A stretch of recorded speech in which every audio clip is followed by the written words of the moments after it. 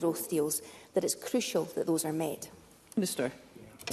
I understand that the Great Harbour project, which has been led by North Ayrshire Council, intends to deliver improvements to both the setting and facade of the pilot house as part of the wider project which aims to create a unique waterfront destination at Irvine. The specifics of the feasibility study support for Pilot House is not something the Scottish Government has been closely involved in, but I will instruct officials to speak with the Council directly to learn more about this issue and provide the member with a response by correspondence. Thank you. Question number 3, Keith Brown. To ask the Scottish Government whether it will provide an update on what action it is taking to safeguard the future of the Alloa campus of Forth Valley College. Minister Ben McPherson. The Cabinet Secretary for Education and Skills and I met the principal of Forth Valley College and the Scottish Funding Council last week to discuss progress, next steps and how the Scottish Government can help further to safeguard the future of the Alloa campus. I am assured that the principal is committed to finding a solution, taking into account the needs of the community, local employers and the wider region. The SFC is supporting those efforts by providing additional funding to support an urgent feasibility study to identify all possible options for the campus, and we will ensure that all relevant public sector bodies play their part in that. I also plan to visit the Alloa campus very soon, and I will endeavour to keep Mr Brown updated. Keith Brown. Given the vital role that further education colleges such as Forth Valley College play in improving opportunities and life chances for people from our most deprived communities, and Clackmannanshire have some most deprived communities in Scotland, would the Scottish Government support the Scottish Funding Council placing requirements on colleges to ensure a minimum level of course provision in these areas, for example, by mandating that a set number of credits are delivered from campuses such as Alloa, and that similar safeguards are applied consistently across Scotland? And will he ask the Funding Council to meet with me so that I can make clear to them the extent to which we are having to deal with a college board which is determined to end further education provision in Scotland, and what can be done to stop them? Minister. I think Keith Brown raises some important points and has advocated for his constituents in Alloa so admirably in the recent weeks on these issues.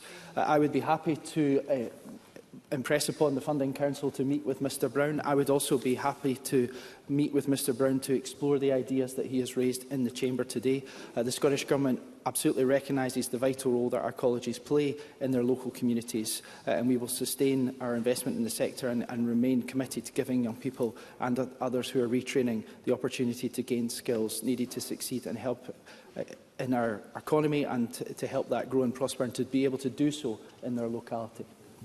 Alec Crowley. Presiding Officer, there has been a campus in the Alloa area since the 1960s. It would be a disaster if the Alloa campus closed. Does the Minister recognise the massive financial pressures that are on colleges, and will he do more to ensure the future of colleges in Clackmannanshire but across the whole of the country? Minister. For raising those important points, and as I have articulated in the Chamber in recent weeks, I and the Scottish Government do recognise the challenges that our college sector face, and the various publications that have been put out in recent weeks regarding that.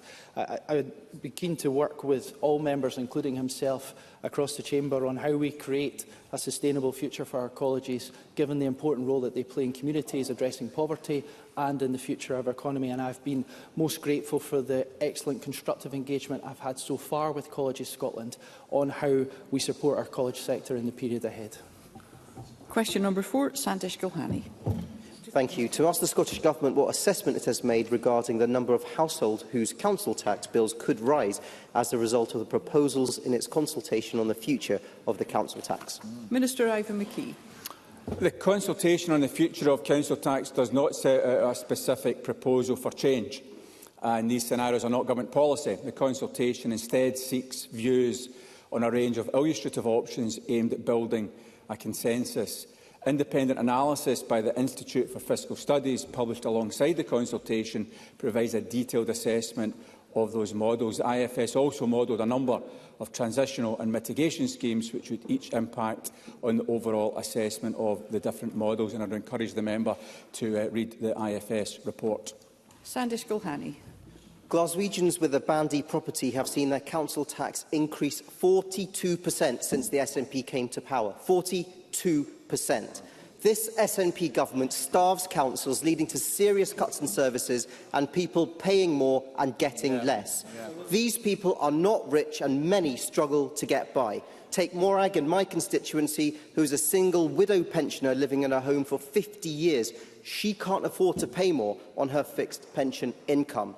Does the Minister think it is right to